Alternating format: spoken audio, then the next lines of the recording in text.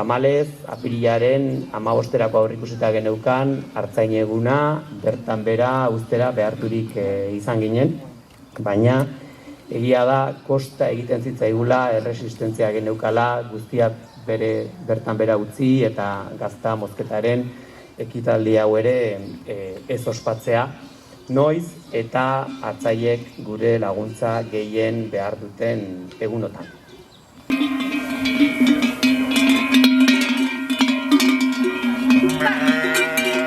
Baina azkeneko hilabeteak aldurrek ondo dio bezala gogorrak izaten ari dira sektore askorentzako eta zuen azpisektorearentzako ere bai.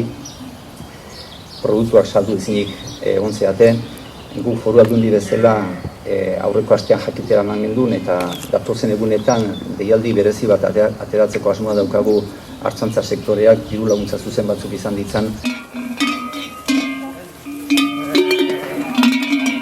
Zuek jasotzen duzuen rekonozimentu honek sektore bat rekonozitu nahi du, zuen lana, baina atzetik jende asko dago inguruan, eta guzti horiei egin nahi zaie rekonozimentu bat.